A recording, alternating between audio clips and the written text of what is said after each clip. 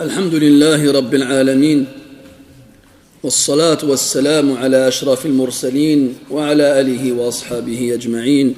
أما بعد، أيها الإخوة الكرام والآباء الفضلاء، نجتمع في الليلة 11 من شهر ربيع الأول لعام 39 و400 وألف للهجرة، الموافق 29 من شهر نوفمبر عام 2017. نجتمع في ليلة الخميس كعادتنا لقراءة ودراسة كتاب الأدب المفرد الذي ألفه الإمام البخاري رحمه الله تعالى، وما زلنا في سرد أبواب تتعلق بحقوق الجيران. وصلنا بفضل الله عز وجل إلى الباب 63 الذي هو بعنوان خير الجيران، وقد مر معنا عدة أبواب تحتها أحاديث فيها أحكام وآداب تتعلق بالجيران، ولا يكفي أن نسمع هذه الأحاديث وأن نفهمها، وإنما المراد من ذكر هذه الأحاديث والآيات هو أولا إحياء القلوب، ولا سبيل إلى إحياء القلوب إلا بالعمل بهذه الأحاديث، فإن مجرد التعلم غير كاف في حد ذاته. وهذه الأحاديث وهذه الآيات التي تمر علينا تكون لنا إما حجة وإما حجة علينا، أو حجة عفوا لنا أو علينا. أنا أذكر أن أحد المشايخ جاء إلى فرنسا زائرا، وذهبت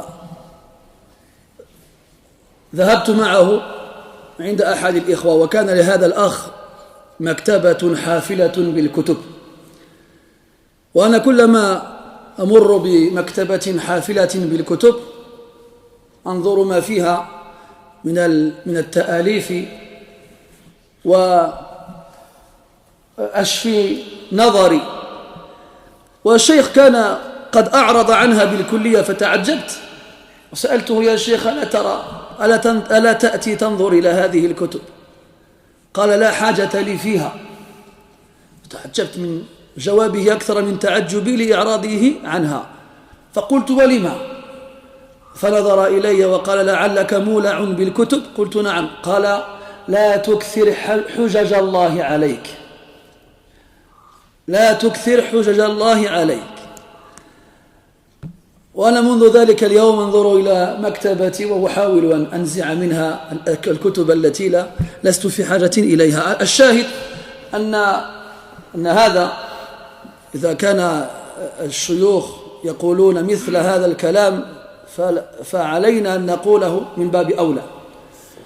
والجلوس في المسجد لاستماع الإمام وهو يقرأ الأحاديث لا يكلف شيئا من الجهود، وليس متعبا في نفسه، لكن تلك الحجج التي نجعلها على ظهورنا ينبغي أن نعمل بها حتى لا تكون حجة علينا، سواء كان كلام النبي صلى الله عليه وسلم الذي تسمعونه في هذه الدروس، أو كلام ربنا عز وجل الذي يتلى على مسامعكم في جميع الصلوات. فنسأل الله تبارك وتعالى أن يوفقنا، ونعوذ به من الخذلان، نعوذ به أن نكون جسرا يعبره الناس إلى الجنة، ونكون نحن من أول من تسعر به النار. Très chers frères, comme chaque mercredi soir, nous nous réunissons afin de lire et d'étudier ensemble la parole de le livre écrit par l'imam al-Bukhari rahimahullah ta'ala, dans le bon comportement. Et nous sommes arrivés à plusieurs chapitres en rapport avec les droits du voisin. et certaines règles qui doivent être appliquées le concernant. Nous sommes arrivés au chapitre 63 et au hadith 115. Et il est important de rappeler que le fait d'assister à ces cours et d'écouter ces traditions prophétiques sont pour nous un argument.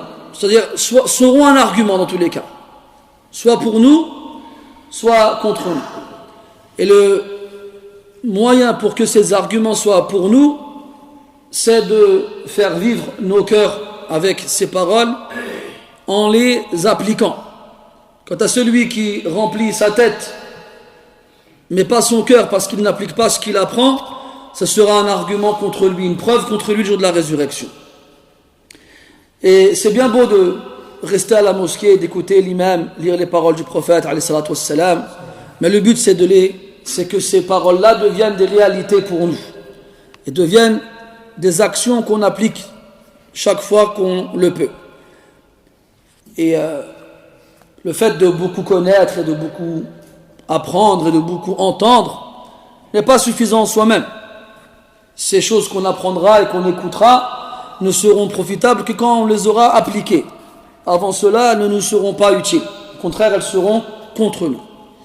Je me souviens qu'un cheikh qui est venu en France, on avait été ensemble, invité chez quelqu'un, et puis cette personne-là avait beaucoup de livres dans une bibliothèque, dans son salon.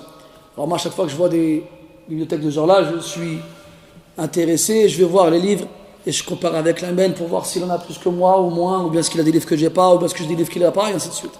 Le cheikh, il n'a même pas calculé la bibliothèque de la personne. Il est parti s'asseoir. Moi, j'étais étonné. Je dis, cheikh, tu veux pas voir les livres? Il a dit, j'en ai pas besoin. Sa réponse m'a encore plus étonné que sa réaction. Je lui dis, pourquoi? Il m'a dit, toi, ça se voit que tu es quelqu'un qui aime beaucoup les livres. Je lui dis, oui. Il me dit, ne multiplie pas les arguments d'Allah contre toi. Ne multiplie pas les arguments d'Allah contre toi. Et là, sa réponse, elle m'a calmé. Jusqu'à, en rentrant chez moi, j'ai diminué ma bibliothèque de beaucoup. Mais dans tous les cas, le but principal et primordial, c'est ça. C'est pas on lit ces choses-là et puis on rentre chez nous et le voisin il nous maudit dans ses prières s'il prie, ou bien les pauvres ils nous voient sans qu'on s'intéresse à eux, ils nous maudissent eux aussi. Ce n'est pas ça le but. D'ailleurs on va le voir binillah ta'ala par la suite. Taïb. Le chapitre il a comme titre Khayrul Jiran. C'est qui le meilleur des voisins? قال رحمه الله تعالى حدثنا عبد الله بن يزيد قال حدثنا حيوة قال أخبرنا شرحبيل بن شريك أنه سمع أبا عبد الرحمن الحبل يحدث عن عبد الله بن عمرو بن العاص رضي الله عنهما عن رسول الله صلى الله عليه وسلم أنه قال خير الأصحاب عند الله تعالى خيرهم لصاحبه وخير الجيران عند الله خيرهم لجاره. في هذا الحديث يخبرنا النبي صلى الله عليه وسلم بالخيرية، وتلك الخيرية متعددة متنوعة، تنوعت الطرق الموصلة إليها حتى يجد كل فرد من أفراد هذه الأمة في شيء منها حظه، فإن وجد سبيلا انغلق بابه في وجهه وجد آخر انفتح بابه في وجهه.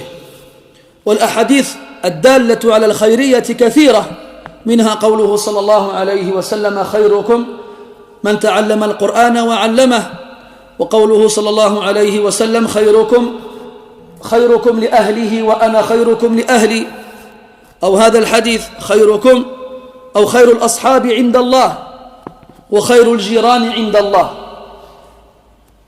وحتى في كلام الصحابة رضي الله عنهم كقول ابن عباس رضي الله عنهما المروي في صحيح البخاري قال خيركم أكثركم نساء، وهذا السبيل لعل بابه انغلق في وجوه الجميع. على كل حال هذا من رحمة الله تبارك وتعالى. إذا لم يستطع أحدنا أن يتعلم القرآن وأن يعلمه وأن يعلمه فليجاهد نفسه حتى يكون خير الناس مع أهله. وإن عجز عن ذلك إما لعزوبته أو لأن زوجه قد توفيت أو غير ذلك من الأسباب فليحاول أن يكون خير الأصحاب لصاحبه. وما منا من أحد إلا وفي الغالب له أصحاب يرافقونه في دربه. فإن عجز عن ذلك فيستحيل عادة أن يخلو الجار من جار. يعني لا بد للإنسان إلا أن يسكن في قمة الجبل ألا يكون له جار يجاوره. فإن عجز عن أن يكون من خير الأصحاب فليحاول أن يكون من خيرة الجيران لجاره. والذي يفعل ذلك ينبغي أن يكون قصده الخيرية عند الله تبارك وتعالى لا الخيرية عند الناس.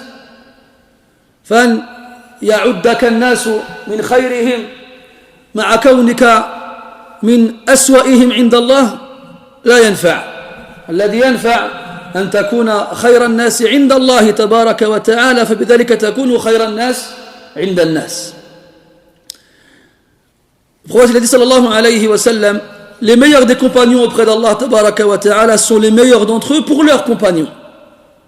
Et les meilleurs des voisins auprès d'Allah azza wa jalla sont les meilleurs envers leurs voisins. On a beaucoup de textes dans lesquels on nous informe que les meilleurs auprès d'Allah sont telle et telle personne. On a donc plusieurs moyens d'être le meilleur. Et ça fait partie de la miséricorde d'Allah subhanahu wa ta'ala d'avoir multiplié les voies menant au meilleur, au degré d'être le meilleur. Pourquoi ? Parce que sont très rares les personnes qui peuvent être les meilleures dans tout. Alors Allah tabaraka wa ta'ala a multiplié ces voies afin que lorsque tu frappes à la porte d'une de celles-ci et que la porte reste fermée, alors tu trouveras bien une porte dans une de ces voies-là qui voudra bien s'ouvrir à toi. On connaît le hadith du prophète alayhi salatu wassalam où il nous dit que les meilleurs d'entre vous sont ceux qui ont appris le Coran et qui l'ont enseigné. Ou encore que les meilleurs d'entre vous sont les meilleurs avec leur famille et je suis le meilleur avec ma famille, le prophète alayhi salatu wassalam. Ou encore ce hadith-là, les meilleurs d'entre les compagnons auprès d'Allah sont les meilleurs envers leurs compagnons et les meilleurs des voisins auprès d'Allah sont les meilleurs envers leurs voisins. Donc celui qui ne peut pas apprendre le Coran et donc ne peut pas l'enseigner, celui qui ne peut pas être le meilleur avec sa famille parce qu'il est célibataire ou veuf ou divorcé ou autre, ou voyageur et loin de sa famille. Il y a même une parole de Abdullah ibn Abbas radiyallahu anhuma où il dit les meilleurs d'entre vous sont ceux qui ont le plus de femmes. Et les savants ont divergé sur le sens de cette parole-là. Il y en a qui disent qu'il faisait référence au prophète alayhi salatu wassalam, parce que c'est lui qui avait le plus de femmes. Il avait le droit d'en épouser plus que 4. Alors que les musulmans de l'époque, ceux qui en avaient 4 parmi eux, c'était pas quelque chose de rare comme aujourd'hui. Mais dans tous les cas, et certains ils ont dit que cette parole-là, elle était comme elle est dite, c'est-à-dire que les meilleurs d'entre les musulmans sont ceux qui ont le plus de femmes. Pourquoi ? علاش من يقولوا لي لماذا ما السبب؟ علاش الذي يكون أكثر الناس نساء يكون خيرهم؟ من منكم؟ هذا صحيح لكنه ليس الجواب. قال يكون أكثر عفة، يعني هو يكون بعيد عن الشهوة والزنا وما أشبه ذلك. C'est bien aussi, masha'Allah, il aura beaucoup de khayr s'il subvient besoin de beaucoup de familles. وحتى اللقمة تضعها في امرأتك صدقة. Donc s'il a beaucoup de afwah, forcément il fera beaucoup de sadaqat. Mais c'est pas ça non plus. Il va avoir plus d'enfants. Il va avoir plus d'enfants, ça, c'est une bonne chose aussi. وتزوجوا الودود الولود فإني مكاثر بكم الأمم يوم القيامة. Donc il sera plus, comment dirais-je, fécond, et il aura plus d'enfants, et c'est une bonne chose aussi, mais c'est pas ça non plus. Ou soit ses envies, il n'arrive pas à les contrôler tout, donc il faut plusieurs femmes. C'est ce que le frère il a dit. C'est une bonne réponse, mais c'est pas ça. Il aura plus de femmes au paradis. C'est vrai aussi, il aura plus de femmes au paradis, mais c'est pas ça qui fera de lui le meilleur. Mais charte, c'est pas forcément quelqu'un qui est marié qui est forcément le meilleur avec sa famille. Il y a une raison, il y a quelque chose.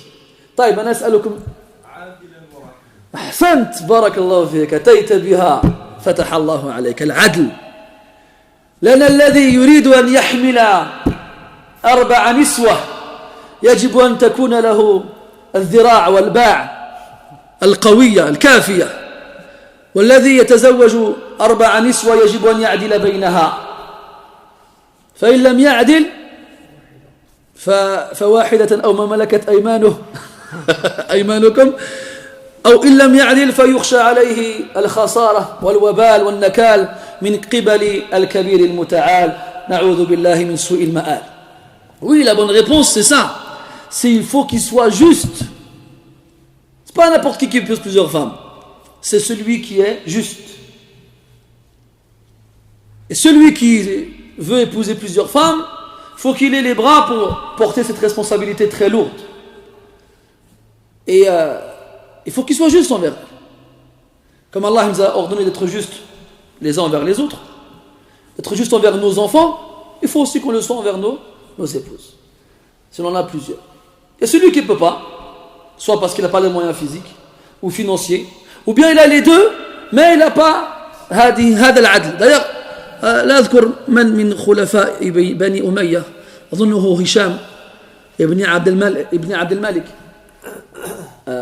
كانت له زوجة وأراد أن يتخذ أخرى فاعترضت عليه زوجته قالت له أما أنت فلا يحل لك أخرى قال ولما والله تبارك وتعالى يقول فانكحوا ما طاب لكم من النساء مثنى وثلاث ورباع فقالت له أدعو لك سفيان الثوري ويجيبك قال فليأتي فجاء سفيان رحمه الله تعالى قال ما حاجتك قال فحكى عليه القصة فقال له صدقت امرأتك قال كيف الله تعالى يقول فانكحوا ما طاب لكم من النساء مثنى وثلاث ورباع قال أكمل الآية فإن خفتم ألا تعدلوا فواحدة أما أنت فلا تعدل في ذلك الوقت الذي كان العلماء يصرحون في وجوه الأمراء على كل حال وكان في ذلك الوقت الأمراء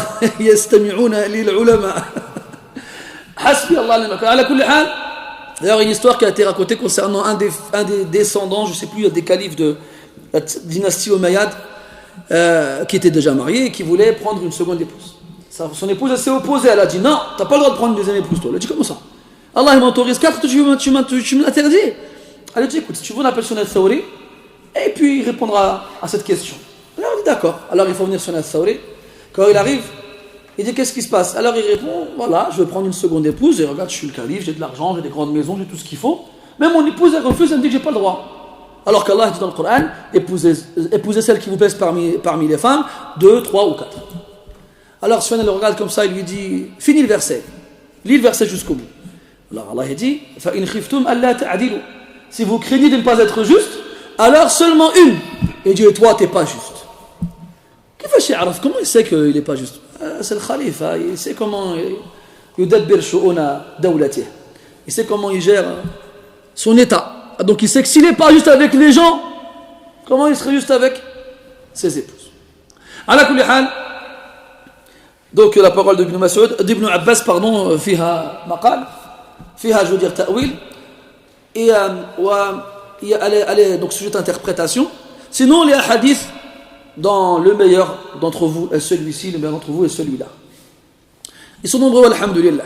Donc si tu n'es pas capable d'apprendre le Coran, ou de l'enseigner, ou d'être le meilleur avec ton épouse et tes enfants, ou d'être le meilleur parce que tu as plusieurs épouses, d'être le meilleur parce que tu as avec tes amis, tes compagnons, sois au moins le meilleur avec ton voisin. Parce que tu peux ne pas connaître le Coran. Tu peux ne pas avoir de femme et d'enfants. Tu peux ne pas avoir d'amis et de compagnons. Mais c'est rare, à moins de vivre dans une montagne, de ne pas avoir de voisins. Tout ou tard, quoi que tu fasses, il y aura des gens qui vivront autour de toi, à moins que tu vives sur le sommet d'une montagne. Donc à ce moment-là, si tu as des voisins, alors sois le meilleur avec eux. Et tu seras le meilleur auprès d'Allah subhanahu wa ta'ala. Ce qui compte ici, c'est pas que les gens te considèrent comme étant le meilleur avec eux. Là. Mais c'est qu'Allah azza wa jalla t'élève parmi les meilleurs. Parce que tu as été le meilleur avec les autres. Et dans le hadith, il dit Indallah. Donc il faut que mon intention dans cela, c'est d'être le meilleur auprès d'Allah azza wa jalla. La Bouddha nura'iya an-niyat. Il faut prendre en compte les intentions. Toujours. Pas se contenter des actions. Et après, للأسف قد تغلبنا أهواؤنا فنعمل لأجل رضا الناس ومدحهم لنا. فإن فعلنا هذا نكون من الهالكين والعياذ بالله. Et des fois, on peut se faire tromper, se faire avoir par ses propres passions et faire les choses pour que les gens nous aiment et soient satisfaits de nous et fassent nos éloges. Et si on agit ainsi, alors on fera partie des perdants. فلا بد من مجاهدة النية. نقل عن بعض السلف أنه لم يجد أصعب على نفسه من مجاهدة نيته فإنها دائما تنقلب عليه. Il a été rapporté d'après certains salafs qu'il n'a pas trouvé plus dur pour lui que de combattre ses propres intentions parce qu'elles ne cessent de se retourner. Il rentre à la mosquée, il veut venir faire la prière pour Allah, puis il commence à faire rak'atayn, il est fait pour Allah, il y a quelqu'un qui rentre. Et là, ça commence. Ah, fais un bon recours, fais un bon qiyam, fais un bon sujoud, ou bien, faisons trop, faisons beaucoup, faisons bzaf. Bzaf, c'est trop, wallah.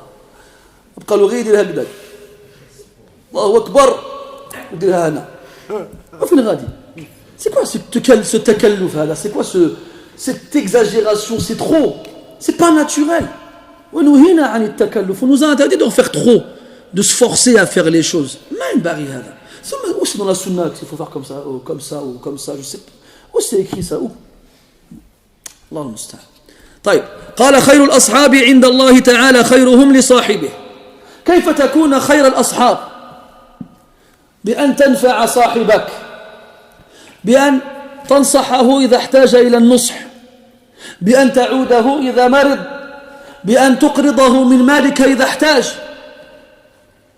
بأن تكون له كالأب الشفيق والأخ الرفيق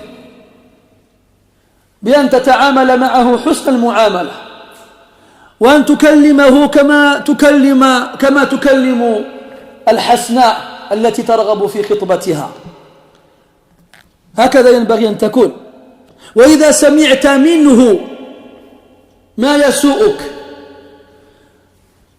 ما يكدر صفوك فتحمله والتمس له الأعذار وأول كلامه واحمله أحسن المحامل هذا هو خير الأصحاب يتحمل أذى صاحبه ويكفه عن أذى نفسه هكذا يكون خير الأصحاب فأين هم أين هم Comment être le meilleur des compagnons aujourd'hui, enfin depuis toujours, c'est d'être à son service, de ne rien lui refuser tant que tu peux lui donner ce qu'il demande, de lui tendre la main quand il en a besoin, de lui prêter de ton argent s'il est dans le besoin, d'être à son service. يروى عن عبد الملك ما اسمه عبد الله بن مبارك رحمه الله تعالى أنه كان على سفر مع رفقة له من أصحابه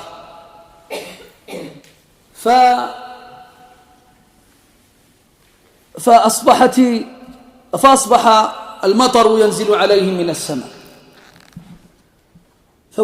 فبحثوا عن مأوى فوجدوا مسجدا مفتوحا ليس له باب فدخلوه وأخذوا مضاجعهم وناموا وفي جوف الليل إذ بهم يصحو إذ بأحدهم يصحو ليقضي حاجته فوجد عبد الله بن المبارك واقفا مع الباب مادا يديه ورجليه فدنا منه وقال يرحمك الله ماذا تفعل؟ قال خشيت أن تصيبكم الريح الباردة وأنتم نائمون فتصبحوا مرضى. Il a été rapporté que Abdullah ibn Mubarak rahimahullah ta'ala, il était en voyage avec des compagnons à lui. Et pendant la nuit, il s'est mis à pleuvoir. Il y avait du vent, il faisait froid. Alors, ils ont cherché un endroit où se réfugier, ils ont trouvé une mosquée, mais une vieille mosquée où il n'y avait pas de porte. Ils y sont entrés et ils étaient fatigués, alors ils se sont couchés et ont donc dormi. Et pendant la nuit, un d'entre eux s'est réveillé, il voulait faire ses besoins, et puis il a vu que Abdullah ibn Mubarak, il était debout devant la porte, les mains tendues et les pieds écartés, en essayant de recouvrir au maximum le trou de la porte, vu qu'il n'y en avait pas. Alors il le voit comme ça, il s'approche de lui, il fait « Mais qu'est-ce que tu fais? Qu'Allah te fasse miséricorde ?»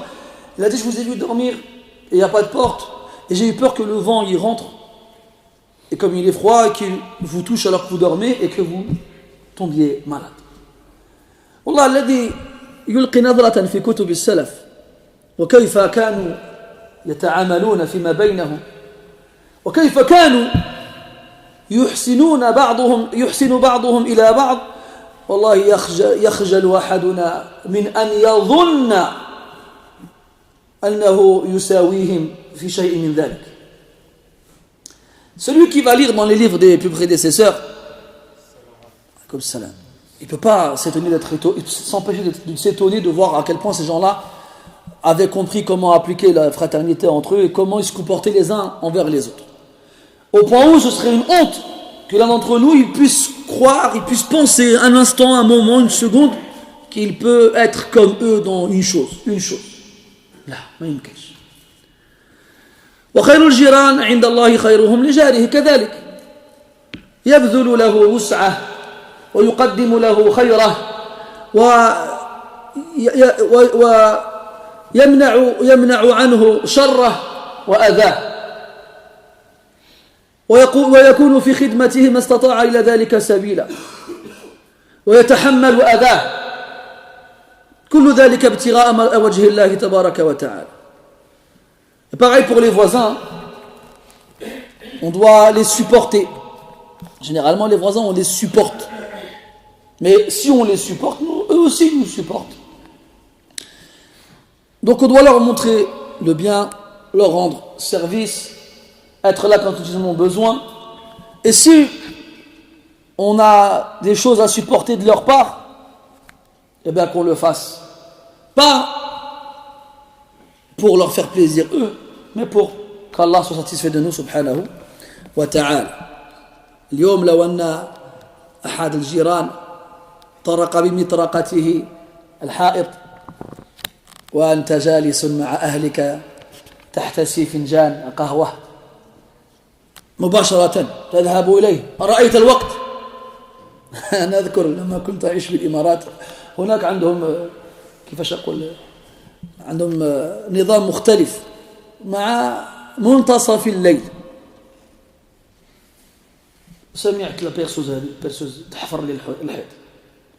كنت أسكن في عمارة فيها أظن 5 أطباق أو 6 كانت العمارة هذه جديدة لا يسكن فيها إلا القليل فأخذتني الغيرة والعزة والغضب وخرجت أبحث عن مكان إصدار الصوت فلما وجدته وعليكم السلام قرعت الباب بشدة ففتح لي رجل وأخذت أكلمه بالعربية ظنا مني أنه يفهمها. ألا تستحي أيها الرجل؟ ألم ترى الوقت الذي تعمل فيه؟ فنظر إلي وقال لي بالإنجليزية ما في أو بعربية ضعيفة ما في عربي إنجليش فأخذت أصرخ عليه بالإنجليزية ثم اعتذر وأغلق بابه وعدت إلى منزلي وإذا بي يعيد الكرة مرة أخرى فعدت إليه وللحديث ولقصتي بقية. على كل حال لم أصبر معه لم أصبر معه ولم أتلطف معه ولم أتحمل أذاه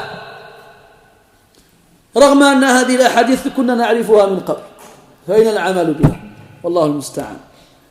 فالمقصود كما قلت لكم في بداية الدرس ليس سرد الأحاديث، ليس أن نملأ ثقافة بشيء لا ننتفع به، لا، المقصود الأسنى والغاية العظمى من هذه الدروس هو الاستفادة والقيام بالعمل بها. قال الإمام مالك رحمه الله تعالى: ليس العلم أن تدرك المجهول، إنما العلم أن تستفيد من معرفته. أما أن تملأ فراغا كان في ذهنك اسمه الجهل بشيء آخر اسمه العلم فقط بدون التحقيق، فهذا الجهل خير منه. Et wallah. Je racontais une histoire qui m'est arrivée. J'habitais aux Émirats, j'avais un voisin, vers les coups de minuit, il s'est mis à faire de la perceuse. Et dans ce bâtiment-là, il n'y avait pas beaucoup de gens qui vivaient, il était tout nouveau. Alors j'ai mis du temps à réussir à trouver d'où venait le bruit. Quand j'ai réussi à trouver le bruit, je suis arrivé à la porte, j'ai frappé comme ça, fort. Un bon arabe. Les arabes, ils se brochent, ils se brochent. Nishan à la tôle, bizarre. Donc, j'arrive énervé, je frappe à la porte comme ça, quelqu'un il m'ouvre. Je ne sais pas de quelle origine il était, je ne sais pas. Ah, je me mets à lui crier dessus en arabe. Mais il savait qu'il ne comprenait pas l'arabe, c'était pas un arabe. Il me dit en arabe, dans son arabe à lui, je ne parle pas l'arabe, je parle anglais. Alors je lui dis en anglais qu'il ne fallait pas faire ça à cette heure-ci. Mais violemment, vous me comprenez. Alors il dit d'accord, il ferme sa porte, moi je retourne chez moi, et 10 minutes plus tard il recommence. Alors j'y retourne et le muhim. Mais ouais, c'est là qu'on voit, c'est à ce moment-là qu'on voit si ces hadiths-là on les a appliqués ou pas.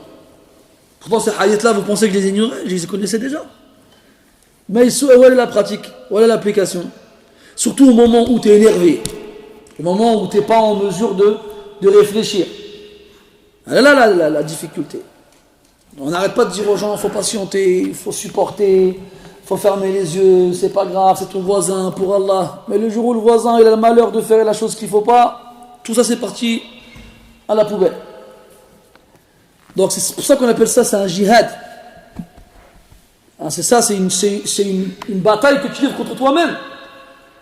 Cette bataille-là où tu dois mettre ton œuf de côté, ton hawa de côté, et la parole d'Allah et de son prophète, elle est devant le reste. C'est ce qu'Allah dit dans le Coran: Ya ayyuha alladhina amanu, la tuqaddimu bayna yaday Allahi wa rasulih. Ne mettez rien devant la parole d'Allah et de son messager. C'est ça qui doit être devant toutes choses. Wallahu al-musta'an. قال رحمه الله تعالى: باب الجار الصالح. قال رحمه الله: حدثنا محمد بن كثير قال أخبرنا سفيان عن حبيب بن أبي ثابت قال حدثني خميل عن نافع بن عبد الحارث عن النبي صلى الله عليه وسلم قال: من سعادة المرء المسلم المسكن الواسع والجار الصالح والمركب الهنيء. Hadith suivant, dans un chapitre suivant, le bon voisin. Donc après avoir vu comment être le meilleur voisin, on doit voir c'est qui le bon voisin. Et qu'est-ce qu'il apporte? Le prophète sallallahu alayhi wa sallam, parmi les moyens, لأن من هذه أو هذا الحرف قد يفيد جنس قد يستخدم لبيان الجنس أو قد تكون للتبعيض أي بعض السعادة أو جنس السعادة كذا. من, le mot min en arabe, qu'on traduira par deux, ça dépend dans le contexte de la phrase, il a plusieurs sens possibles. ومعاني الحروف تظهر بحسب وجود الحروف في الجملة. Et les sens de ces adverbes-là, ces prépositions-là, ces déterminants en arabe, leurs sens, ils sont nombreux, et ils apparaissent en fonction de ce mot-là, sa place dans la phrase. Donc min yufidu l'ibtida'. Il peut indiquer déjà le point de départ. تقول سافرت من مكة إلى المدينة. J'ai voyagé de la Mecque vers Médine, à Médine. Il peut aussi indiquer la nature, mettre en évidence la nature de la chose. Ou on s'en sert aussi pour la partition, c'est-à-dire parmi les gens il y a ça. Donc ici min sa'adati al-mar'i al-muslim. Donc as-sa'ada c'est le bonheur. Le bonheur du musulman. Donc est-ce que min ici c'est les bayan al-jins, c'est-à-dire que le bonheur du musulman il est là, ou bien est-ce que c'est les tab'id, c'est pour la partition, c'est-à-dire parmi les formes du bonheur de l'homme musulman, du musulman en général, ces choses-là. Al-aqrab annahu li at-tab'id. Et il apparaît, wallahu a'lam, que c'est plus la partition et pas seulement cela. وكذلك قدم الخبر على المبتدا وتقديم ما حقه التأخير يفيد الحصر. Et aussi on a le khabar avant le mubtada. Dans une phrase nominale, on a un mubtada et un khabar. Normalement c'est l'ordre classique, cette phrase-là. D'abord le mubtada, après le khabar. Mais dans certains cas, on inverse la place des piliers de la phrase pour des raisons précises. Et parmi les raisons, ce qu'on appelle al-hasr. Al-hasr, c'est l'exclusivité. C'est que ça. C'est ça et rien d'autre. Donc parmi les moyens d'avoir du bonheur, le bonheur du musulman, il y a trois choses. Ici, trois choses. Al-maskan al-wasi'. Al-maskan. سمي البيت مسكنا لأن الإنسان يسكن فيه وضد السكون الحركة فالإنسان يرجع إلى بيته فيكف عن الحركة فيسكن ويهدأ وإذا خرج من بيته يتحرك لأجل ماذا؟ لأجل الحصول على لقمة العيش ولأجل أن يجد ما يقوت به أهله فهذا هو الأصل أن الرجل يفارق البيت لأجل العمل حتى ينفق على عياله ثم يعود إلى بيته ليسكن ويستريح هذا هو الأصل أما المرأة فالأصل أنها تلازم بيتها ولا تخرج منه إلا للضرورة قال الله تبارك وتعالى ولا تبرجن قال وقرن في بيوتكن ولا تبرجن تبرج الجاهلية الأولى يقول يأمرهم بالبقاء في البيوت وكذلك يأمرهم أو ينهاهم عن التبرج هل لهن أن يتبرجن في بيوتهن؟ لا فالمقصود أن الأصل للنساء البقاء في البيوت فإن اضطررن إلى الخروج فلا يتبرجن حينئذ هذا هو المراد المسكن قلنا السكون والهدوء والراحة فالإنسان يجب أن يجد في بيته سكونه وراحته وهدوءه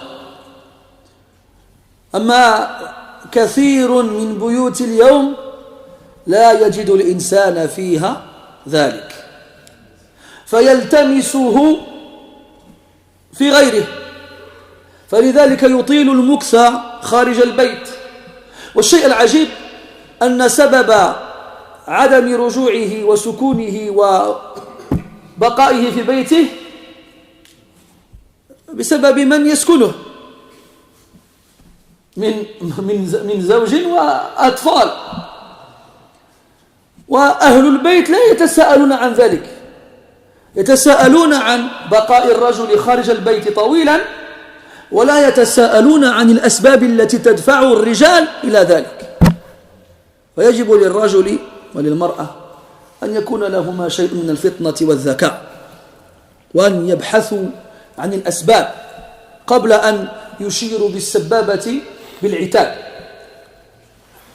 فالمسكن الواسع، والمسكن ينقسم إلى أقسام، إما أن يكون ضيقا وإما أن يكون واسعا، والناس يبحثون عن بيوت واسعة، غرف واسعة.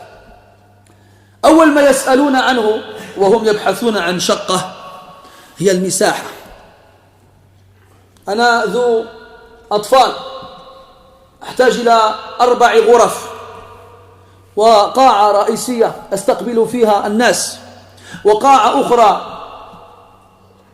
أعمل فيها أشياء، وإن وجدت مكانا لوضع سيارتي كان أحسن. فكلما اتسعت المساحة كان الرجل في بيته أريح، والعكس بالعكس. المسكن الواسع. والجار الصالح.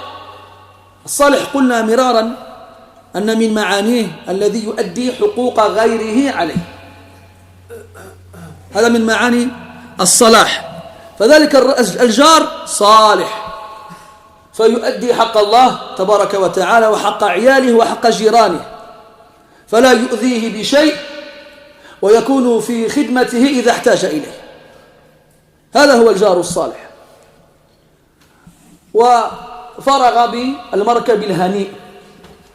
فالمراكب مختلفة لا سيما في ذلك الزمان، فالفقير ليس له مركب سوى رجليه، ثم الحمار أكرمكم الله، ثم البغل، ثم الخيل أو الإبل، وكذلك أنواع الإبل والخيول مختلفة بين الدنيء والعالي.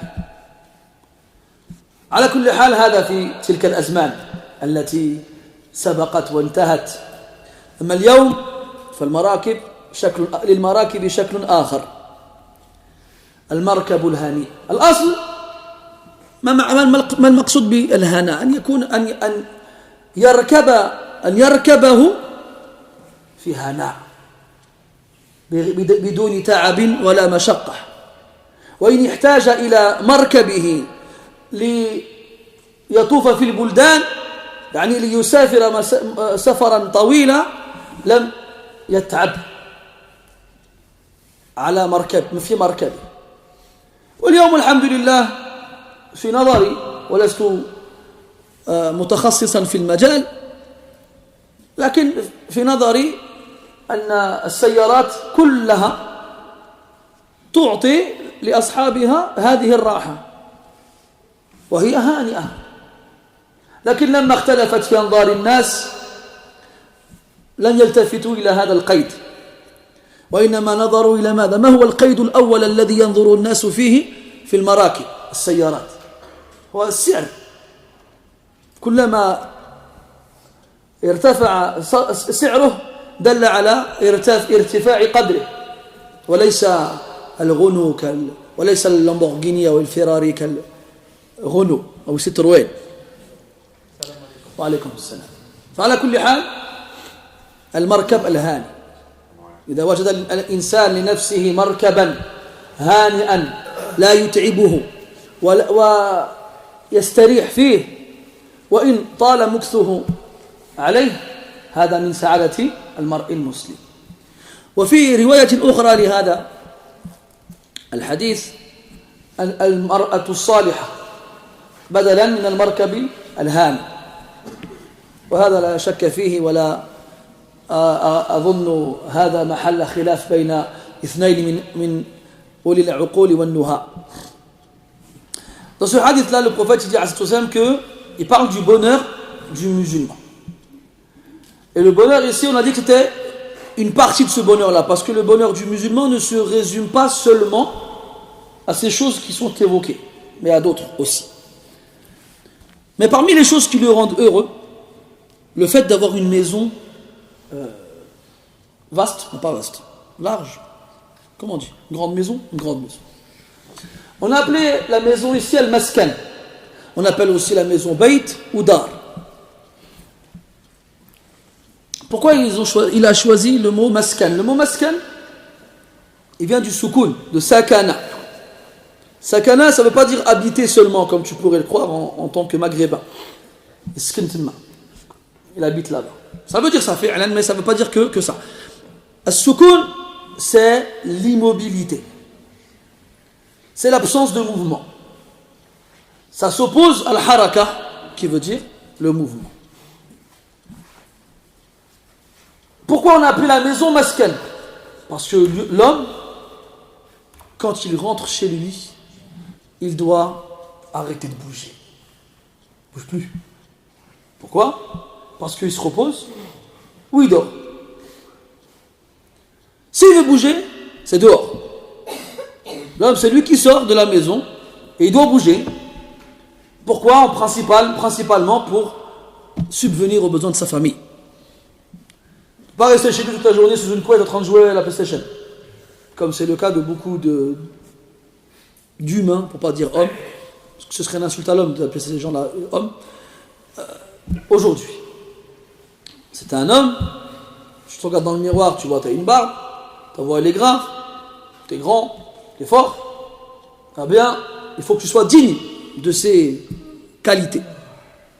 Un mal est gâché stupidement en faisant des choses que les hommes ne sont pas censés faire, eh bien, en faisant ça, tu perds ta nature d'homme. Tu restes un humain, un mâle, d'accord, on ne peut pas te l'enlever. Mais est-ce qu'on peut dire hada, ça va rajel, comme on disait avant, Bikri. Quand on disait hada, rajel hada, c'était un compliment. Et lui, tu ne peux pas dire hada, rajel hada, je ne peux pas. Ala kulli hal. Donc l'homme, il sort de chez lui. Il bouge, il se fatigue, il se réveille tôt, il porte des choses lourdes, ou bien il étudie longtemps pour faire des travaux, des métiers qui sont réservés qu'à une certaine partie des gens. Le muhim, il travaille. Donc il s'est fatigué dehors, et le soir il rentre chez lui pour se reposer. Et à l'inverse, la femme, elle est censée rester chez elle. Allah dit dans le Coran, elle est restée dans vos maisons. Et ne vous exhibez pas comme c'était le cas dans la période avant l'islam. Comment est-ce qu'Allah il ordonne de rester à la maison et il interdit de l'exhibition? Est-ce qu'on va comprendre de cela que les femmes elles s'exhibent chez elles? Non. Ça veut dire que rester chez vous c'est la base.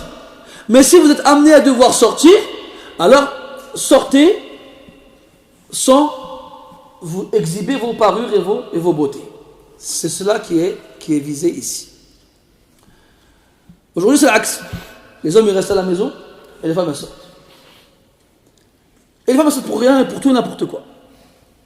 Ces femmes-là qui sortent pour tout et n'importe quoi, qu'elles sachent qu'elles sont dans l'erreur. Et qu'elles ont contredit la place qu'elles devaient occuper. Pareil pour l'homme. Hein, on n'a pas de mal à dire, ouais, un homme qui reste chez lui, c'est pas un homme.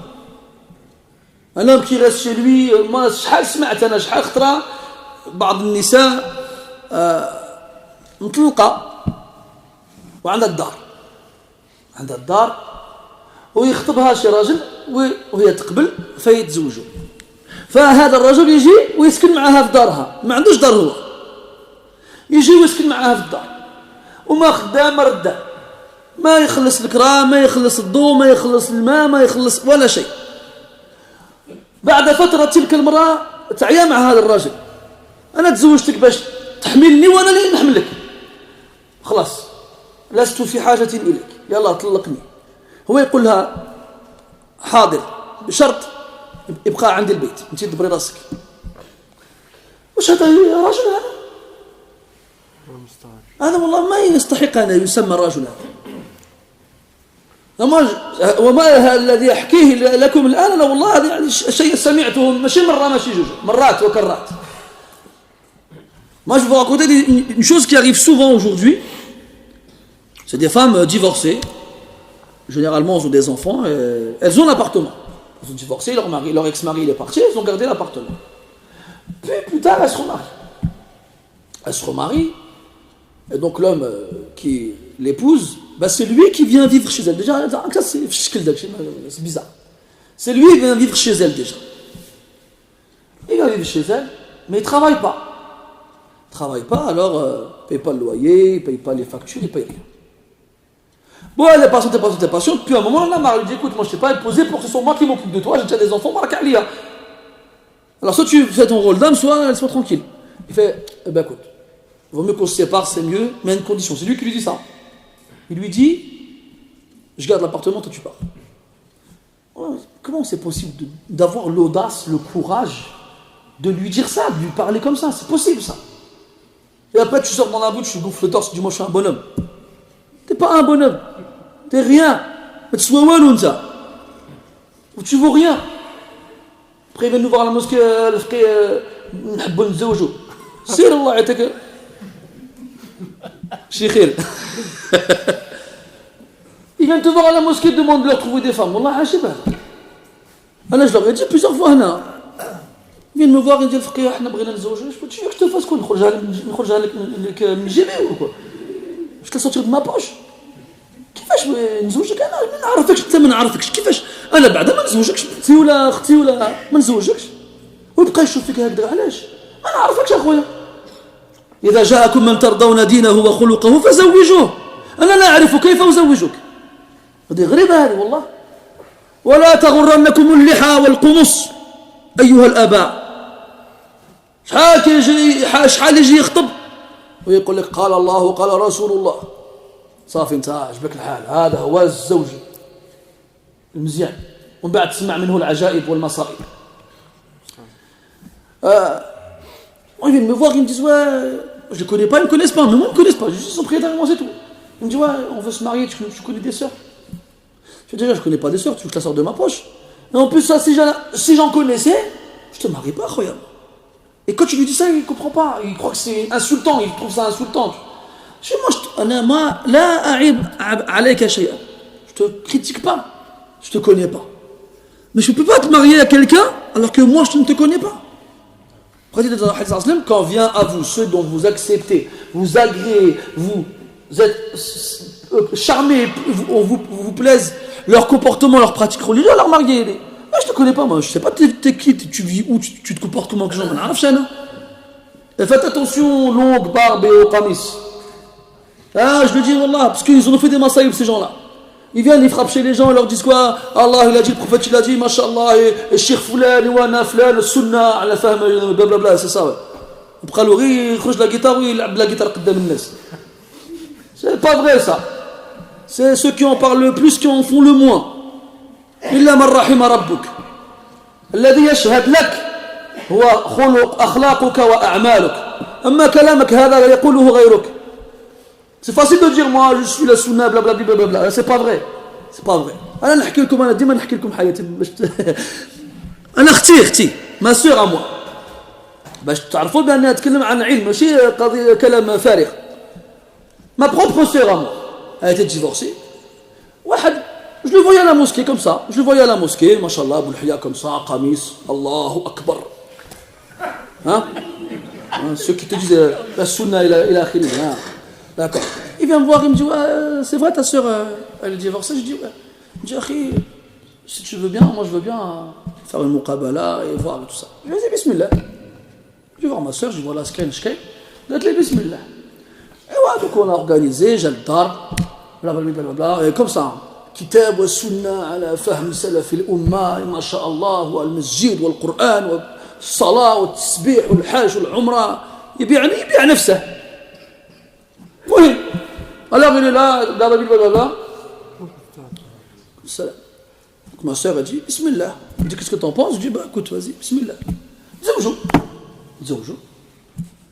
هذا حتى هو كان مطلق، lui aussi était divorcé. 5 jours plus tard, il est parti chercher ses enfants chez son ex-femme. ما رجعش. كما يقولوا عندنا لا برا لا تليفون. يوم يومين 3 أيام 4 أيام اختي elle appelle تعيط له والو plus de nouvelles elle disparaît elle appelle elle m'appelle moi appelle-le je sais pas il est où c'est bizarre شويه la mère تصور un film شو la mère de هذا السيد هذا elle est venue jusqu'à chez ma sœur قالت لها سمحي لي بنتي ولكن ولدي ما غاديش يرجع كيفاش Elle me dit, excuse-moi ma fille, mais mon fils il va pas revenir. Je dis pourquoi? Parce que quand il est retourné voir ses enfants chez son ex-belle-femme, chez son ex-femme, هضرت معاه وبقات تهضر معاه حتى قنعته ويجلس معاها. طيب il a parlé de son ex-femme, elle lui a dit quoi? Vas-y reste, il est resté. Bon vas-y yallah, tu veux rester avec elle, ماشي مشكلة. القلوب c'est pas entre nous, c'est vraiment dans Allah. ولكن c'est difficile de prendre ton téléphone là. Tu vas voir la personne, tu dis écoute, c'est pas possible. Moi je dis que je ne peux pas. C'est pas possible ça. C'est pour ça, un nas يسمعوا يقول لك ouais, regarde lui, il parle sur les frères. Ouais, je parle sur les frères comme toi, je parle sur eux, ouais. Ouais. Parce que donc nas ما يحترموش الناس. Ils viennent, ils disent quoi? J'ai lu une parole de Cheikh Flan. Cheikh Flan قال لك je peux l'avoir en sous-vêtements. قالوا هذيك وداروها. يلعبوا ببناتكم واخواتكم. لا تغرنكم اللحى. Faites attention à ces gens-là. Bkri, à une époque, oui, c'est vrai. À une époque, tu voyais واحد اللحية تقول ما شاء الله. اليوم حسبي الله ونعم الوكيل. ولا ينبئك مثل خبير. على كل حال احنا نتكلموا على المسكن الواسع, la maison, la grande maison. Donc normalement tu restes chez toi pour te reposer parce que tu t'es fatigué dehors. Et cette maison, plus elle est large, mieux c'est. Tu es à l'aise quand c'est large. والدلالي شكون اللي يهضر صدعوني ان شاء الله يخليكم. Plus tu es à l'aise, plus la maison elle est grande, plus tu es à l'aise. Plus tu es à l'aise. Et l'autre, si la maison elle est مضيقة, elle est étroite, tu n'es pas à l'aise, donc tu as envie d'en sortir. Il y a d'autres choses qui font que tu n'as pas envie de rester chez toi. C'est que tu ne trouves pas dans ta propre maison ce repos que tu es censé avoir. Et le premier repos que l'homme doit avoir s'il n'a pas une maison grande, c'est avec son épouse. Allah dit quoi? Subhanahu wa ta'ala. ومن آياته أن خلق لكم من أنفسكم أزواجا لتسكنوا إليها. Et là, parmi ses signes, c'est qu'il a créé pour vous des épouses afin que vous vous reposiez auprès d'elles. Vous soyez tranquille auprès d'elles. Ça y est, tu es là, elle est là, tu es en sécurité, tu es bien. Tu trouves auprès d'elle ton repos. Mais quand tu rentres à la maison, وفين كنت؟ وعلاش رجعت دروك؟ وشريت المطيشة وعملت هذه وعملت هذا. Oh là là, الله يخليك, laisse-moi tranquille. Elle est là, à peine tu poses le pied à la maison et c'est parti l'interrogatoire. تاع كولومبو بكري هذا. Et t'étais où? Pourquoi tu rentres maintenant? T'étais avec qui? T'étais parlé avec qui? Vous avez parlé de quoi? Vous avez été où? Vous avez fait quoi? Oh, laisse-moi me reposer, je suis là. Il n'est pas en train de dire là, non, on parle avec elle, on parle avec nous, alhamdoulilah. Mais il faut que la femme sache de quoi parler avec son mari. Et il faut qu'elle sache les sujets à éviter. Pour ne pas lui donner envie de remettre ses chaussures et de repartir. Je vais retourner chez ma mère, comme ils disent. Voilà. Al-maskan al-wasi'. Donc une maison grande, c'est mieux qu'une maison petite. Sans aucun doute. Et celui qui est dans une maison grande, il est murtah, il est bien. Deuxième chose, un voisin bon. Et quand on dit salih ici en arabe, c'est celui qui s'acquitte de ses droits, des droits des autres sur lui. Et le premier des droits, c'est celui d'Allah subhanahu wa ta'ala. Puis le droit de sa famille, puis le droit de ses voisins. Donc si tu as un voisin qui sait se comporter avec toi en tant que voisin, tout à l'heure on parlait du fait d'être un bon voisin soit envers les autres, mais aussi avoir un bon voisin, c'est une bonne chose. Et c'est ce qui rend la personne heureuse. Savoir qu'il n'a pas à s'inquiéter parce que ses voisins ils sont là. Si jamais il s'absente, ils pourront lui rendre service. Si jamais il lui manque du sel, il ne fera pas leur porte. J'ai pas le sel, il faut me donner. Il n'y a pas de problème. S'il lui manque ci, ou bien s'il lui manque ça, ou bien sa voiture elle tombe en panne, il va lui prêter sa voiture. Les choses quotidiennes de la vie de tous les jours. Al-Jar As-Salih. Et enfin, une monture confortable. Une monture confortable à l'époque, les gens pauvres, ils n'avaient rien d'autre que leurs pieds comme monture. Comme on dit aujourd'hui, BMW pied. Ou sinon, puis après, en fonction de leurs besoins, ça évoluait petit à petit. Soit c'était un âne, soit c'était une mule, soit c'était un cheval ou un chameau. Et du cheval au chameau, il y a aussi plusieurs degrés, plusieurs catégories, merci. Donc tu peux avoir un cheval bien, tu peux avoir un pur sang. des vrais chevaux. Alors ça c'était avant, maintenant les gens ont des voitures.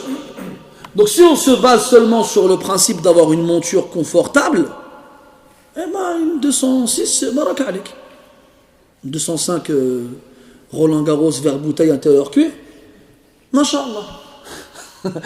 Al-Muhim. Donc si on se base sur ça, c'est suffisant. Mais aujourd'hui, les gens ils voient les choses différemment.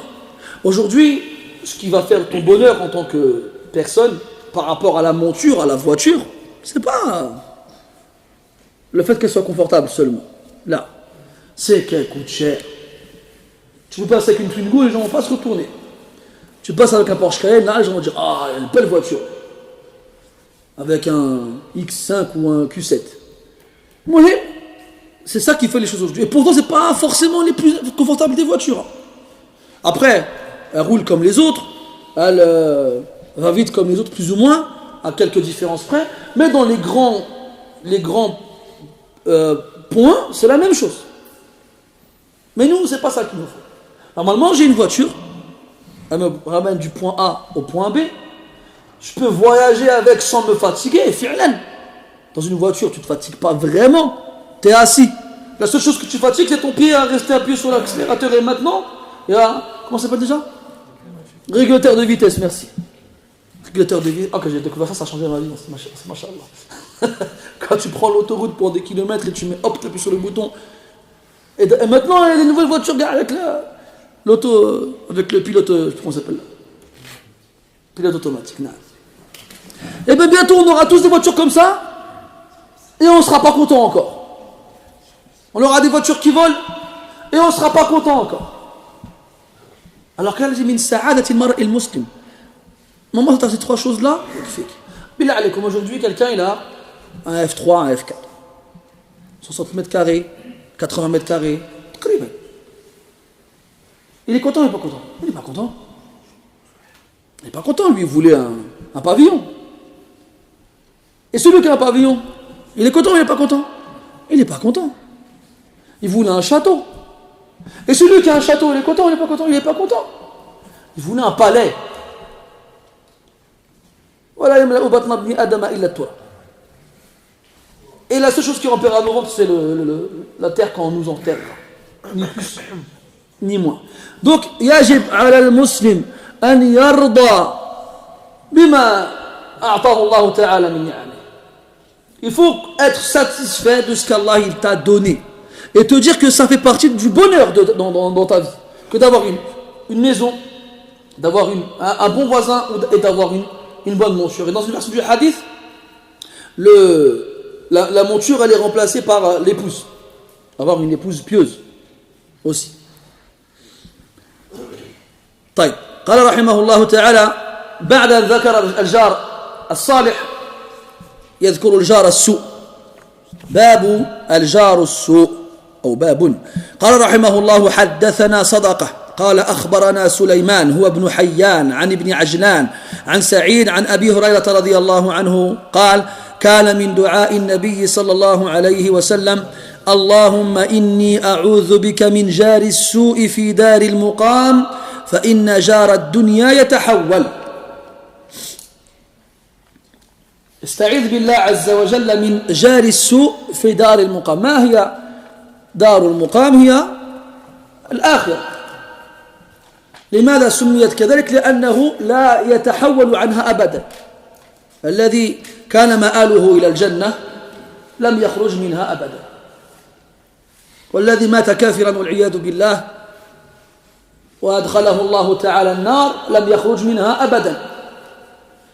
فالنبي صلى الله عليه وسلم يعوذ بالله تعالى من جار السوء في دار المقام، لأن الجار إذا كان سيئا في دار المقام دل ذلك على أن الإنسان نفسه في دار سيئة، لأنه لو كان في الجنة لم يجد فيها إلا الجيران الطيبين عفوا. فإذا وجد جارا سيئا في دار المقام دل على أنه ليس في الجنة والعياذ بالله. والنبي صلى الله عليه وسلم معصوم من أن يدخل غير الجنة. فهذا الدعاء الذي يقوله عليه الصلاة والسلام يقوله لأجل أن نتعلمه منه ثم نقوله نحن من باب أولى. Abu Huraira radiallahu anhu nous dit que parmi les invocations du prophète sallallahu alayhi wa sallam, il disait: Oh Allah, je cherche refuge auprès de toi contre le mauvais voisin dans la demeure de l'installation. Car le voisin ici-bas, il change ou il déménage. Donc ici, Allah, le prophète demande à Allah Ta'ala de le protéger contre le mauvais voisin. Fi dar al-muqam. Al-muqam, al-maqam ou al-muqam lughatan, ça veut dire l'endroit où on s'installe. Wa dar, c'est la demeure. Là, ça fait référence à l'au-delà. Donc il dit, alayhi wa sallam, je te demande de me protéger contre le mauvais voisin dans l'au-delà. Et ici, ça fait référence à l'enfer. Parce qu'on ne peut pas avoir de mauvais voisins au paradis. Allah dit dans le Coran, la parole du paradis, on a enlevé et retiré de leur poitrine toute mauvaise chose, toute mauvaise sentiment, mauvaise sensation. Donc il n'y a pas de mauvais voisins au paradis. Les mauvais voisins, c'est qu'en enfer. Ce sont ceux qui demandent à Allah de te multiplier le châtiment ou de te mettre sous leurs pieds. Hein? ربنا آتهم عذابا ضعفا أو ضعفين من العذاب ou bien ربنا أرنا اللذين أضلانا من الجن والإنس نجعلهما تحت أقدامنا. Demande à ce qu'on leur multiplie le châtiment ou bien demande à ce qu'ils les mettent sous leurs pieds. Voilà, c'est comme ça les voisins en enfer. Maintenant le prophète Allah il l'a préservé et d'aller en enfer. Donc cette invocation n'est pas pour lui. Si elle n'est pas pour lui, elle est pour lui, elle est pour nous. Donc il l'a dit de façon à ce qu'on la prenne de lui, pour qu'on la dise nous en priorité. Parce que c'est nous qui ne savons pas où nous allons nous installer dans l'au-delà. Après il a dit ثم قال فإن جار الدنيا يتحول. فهذا يدل على أنه لم يستعذ بالله تعالى من جار السوء في الدنيا لسببين. السبب الأول ذكره جار الدنيا يتحول إما أن يغير مكان مسكنه وإما أن يموت أو أن يسافر فلا يرجع أو أن تموت أنت. والسبب الثاني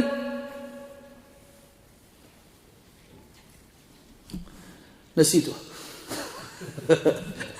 لعله يرجع بعد قليل. Puis il dit, et le voisin d'ici-bas, il change, il déménage, il bouge. Ça fait ذكرت السبب الثاني. السبب الثاني لأن على المسلم أن يتحمل وأن يصبر على أذى جاره وصبره على أذى جاره يؤجر عليه ويرفع الله تبارك وتعالى به منزلته عنده. Et la deuxième, la première, donc le voisin ici-bas il disparaît, il change, il bouge, il déménage. Donc pourquoi tu n'as pas demandé à Allah Ta'ala de le protéger du mauvais voisin ici-bas? Parce qu'il ne sera pas toujours avec toi. Il peut lui arriver de changer de maison, de déménager, d'en acheter une autre. Il peut lui arriver tout simplement de mourir. Ou bien encore, on va voir les choses positivement, il peut lui arriver de changer, de devenir bon et de ne plus te faire du mal. Et la deuxième chose, pourquoi il n'a pas demandé, c'est parce que le musulman, il doit supporter le mal de son voisin. Il doit patienter face à ce mal-là. Wa khayrul jirani inda Allahi khayruhum li jarihi. Donc le meilleur des voisins près d'Allah, c'est le meilleur d'entre eux envers leurs voisins. Et être le meilleur envers son voisin, c'est pas seulement être bon envers lui, mais c'est l'épargner de son propre mal et de patienter face au sien. Donc si toi tu patientes, si tu as un voisin bon et pieux et vertueux et gentil, alors tu vas vivre bien, ça, tu vas être heureux comme dans le hadith précédent. Le problème, c'est que tu ne vas pas avoir les récompenses que tu obtiendrais en patientant face à ces nuisances. Donc c'est pour ça qu'il n'a pas demandé à Allah de le protéger contre le mauvais voisin ici-bas. parce qu'il va partir tôt ou tard, un jour ou l'autre il finira par disparaître, à part changer de maison ou bien par aller ailleurs, et pour qu'on ait des récompenses face à la patience et au fait de supporter leur nuisance. Wallah. قال رحمه الله حدثنا مخلد بن مالك قال حدثنا عبد الرحمن بن مغراء أو ابن مغراء قال حدثنا بريد بن عبد الله عن أبي بردة عن أبي موسى رضي الله عنه قال قال رسول الله صلى الله عليه وسلم لا تقوم الساعة حتى يقتل الرجل جاره وأخاه وأباه اسأل الله السلامة والعافية. هذا من علامات الساعة الصغرى شيوع القتل، قتل بلا سبب، سماه صلى الله عليه وسلم في حديث آخر بالهرج بتسكين الراء وفتحها، الهرج والهرج، وهو القتل بدون سبب. وفي حديث آخر يأتي المقتول يوم القيامة فيأخذ بيد قاتله ويقول يا ربي هذا قتلني فاسأله فيما قتلني، علاش قتلني، علاش؟ سبب ما كاينش، قتله بدون سبب. والمقصود في هذا الحديث ليس أن يقع القتال بين المسلمين وغيرهم، بل أن يقع القتال فيما بينهم، أن يقتتلوا، أن يقتل بعضهم بعضا. ولم يشر النبي صلى الله عليه وسلم إلى أبعد الناس، وإنما ذكر أقربهم إليهم، وهو الجار والأخ والأب. أنى لرجل أن يوجه الحديدة إلى أبيه ليقتله، شيء عجيب هذا، وقد وقع. والذي يقرأ الجرائد والصحف يجد من مثل هذه الأخبار أنها تقع في هذه البلاد وفي غيرها كل يوم.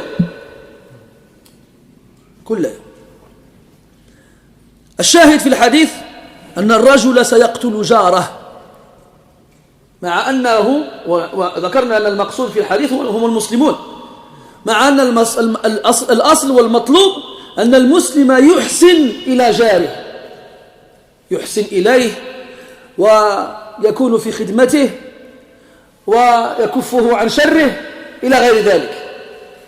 فالذي يقتل جاره أيكون جارا حسنا؟ أيكون قد أحسن المعاملة معه؟ كلا أبدا، فيكون من أسوأ الجيران. وهذا هو عنوان الباب، الجار السوء. فالجار السوء هو الذي يتعوذ بالله منه، وهو الذي يؤذي جيرانه بلسانه بمقاله وأفعاله حتى يذهب به الأمر إلى أن يقتله والعياذ بالله. والحديث suivant, le prophète sallallahu alayhi wa sallam nous dit que l'heure dernière ne se dressera pas tant que l'homme n'aura pas tué son voisin, son frère et son père. Donc ce hadith-là fait référence à ce qu'on appelle les signes avant-coureurs de l'heure dernière. Et ces signes-là se divisent en deux catégories. As-sughra wal-kubra, les signes mineurs et les signes majeurs. Les signes majeurs, ils sont au nombre de 10. Les signes mineurs, ils sont nombreux. Et ces signes-là, ils apparaîtront les uns après les autres. Comme il a été dit dans le hadith, comme un collier avec des perles, quand on coupe le fil et on laisse échapper les perles les unes après les autres. Quand le premier aura lieu, les autres vont suivre de la même façon que les perles se suivent quand elles quittent leur fil. Donc parmi les signes mineurs qui arriveront avant l'heure dernière, avant les 10 signes majeurs, ce qu'on appelle la tuerie. C'est-à-dire que les gens ils tueront à profusion, et le plus étonnant c'est que ce sera sans aucune raison. Il y aura des tueries partout. Les gens s'entretueront. Mais ils ne tueront pas n'importe qui. Ils ne tueront pas des inconnus, des étrangers qui leur sont loin, qu'ils ne connaissent pas. Non, ils tueront les gens qui leur sont le plus proches. Leurs voisins, ceux qui vivent à côté d'eux, qui voient tous les jours.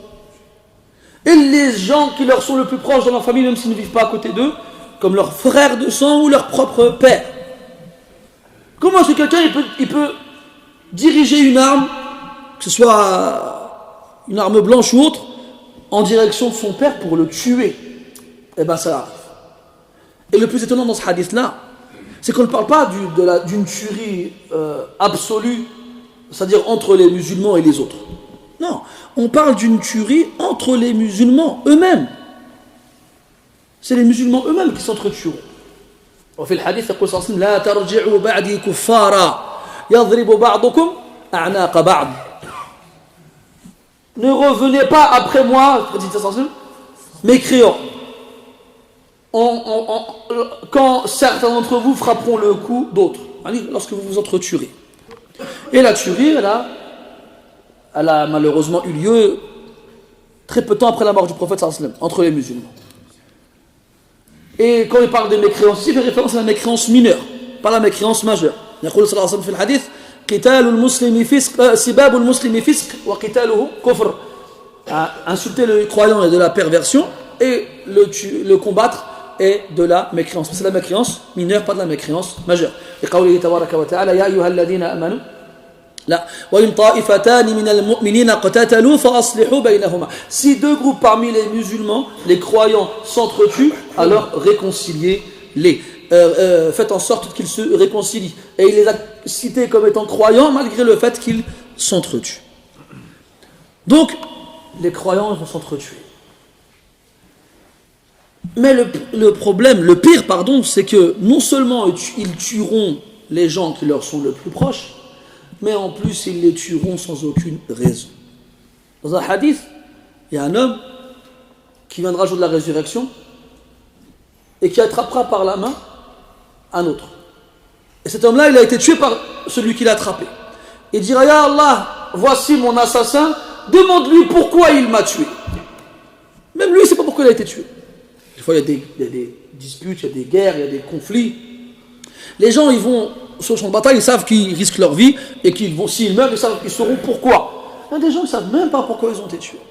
Le riche, un brigand, il le tuera pour lui voler son argent. L'injuste, ses victimes le tueront pour se venger de son mal. Il y en a, ils n'ont rien fait à personne. Ils ne sont même pas riches. Il n'y a rien de spécial. Quelqu'un vient, il le tue. Et le pire des voisins, c'est celui qui tue son propre voisin. Pourquoi ? Parce qu'à la base, le voisin qui cohabite avec toi dans le même endroit, approximativement, doit se sentir en sécurité avec toi. Ne doit pas craindre de ta part une telle chose. Donc le pire des voisins, c'est comme dans le hadith précédent, celui pour qui on demande à Allah de nous protéger de lui, et celui carrément qui en arrive à faire du mal à ses voisins, au départ avec sa langue, puis aussi avec ses mains, jusqu'à arriver à lui enlever la vie, wal'iyadhu billah. وتلاحظون معي تقديم الجار على الأخ والأب في قوله عليه الصلاة والسلام. Mais vous remarquez avec moi le fait qu'il ait cité d'abord le voisin avant de parler du frère et du père. فقدم الجار على الصنفين الآخرين لأنه ينبغي أن يكون في مأمن من جاره المسلم. ثم أخر الأب لأنه لا يعقل أن يقتل الرجل أباه، فإن قتل الرجل أباه فلا يمنعه من قتل الناس جميعا، فلا يمنعه ذلك من قتل الناس جميعا. Et là, vous remarquez qu'il a cité le voisin en premier, parce que le voisin, il doit se sentir en sécurité avec toi. Normalement, quelqu'un, toi, tu viens à ton ménage, ton voisin, il ouvre la porte, il dit, oh, un musulman, alhamdulillah, bilisan al-hal ou bilisan al-maqal. Normalement. Je dis, je vais être tranquille avec un voisin musulman. Normalement. Après, avec nous, l'yom, je ne sais pas. Il va se dire quoi? Qu'est-ce que je vais faire avec ça? Comment je vais faire? D'ailleurs, on va en parler après, je ne sais pas si ce sera après ou plus tard, mais ou demain ou la semaine prochaine, mais muhim, des hadiths dans ce sens-là. Et, normalement, il doit être ça. Alors, si, carrément, tu arrives jusqu'à le tuer, c'est la pire des choses. Il a cité le père en dernier parce que c'est la dernière des personnes qui pourrait venir à la tête, à l'esprit de vouloir tuer. Et encore pire, de tuer. Si quelqu'un il en arrive jusqu'à tuer son propre père, et rien ne l'empêche de tuer l'humanité entière.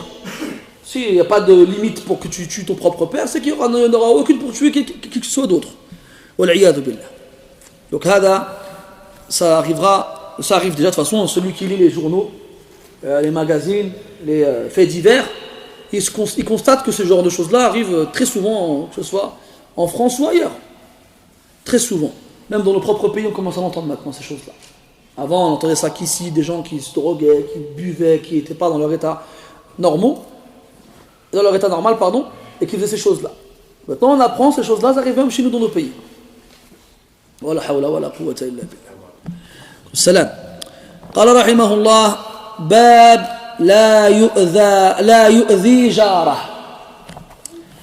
قال رحمه الله حدثنا مسدد قال حدثنا عبد الواحد قال حدثنا الأعمش قال حدثنا أبو يحيى مولى جعدة بن هبيرة قال سمعت أبا هريرة رضي الله عنه يقول قيل للنبي صلى الله عليه وسلم يا رسول الله إن فلانة تقوم الليل وتصوم النهار وتفعل وتصدق وتؤذي جيرانها بلسانها فقال رسول الله صلى الله عليه وسلم لا خير فيها هي من أهل النار قالوا وفلانة تصلي المكتوبة وتصدق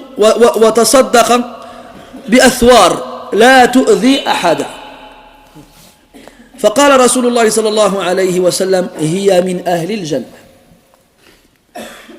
On a demandé au prophète sallallahu alayhi wa sallam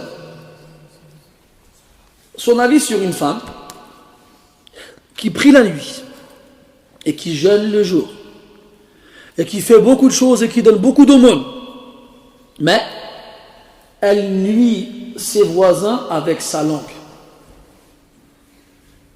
Pourquoi il a dit quoi, sallam?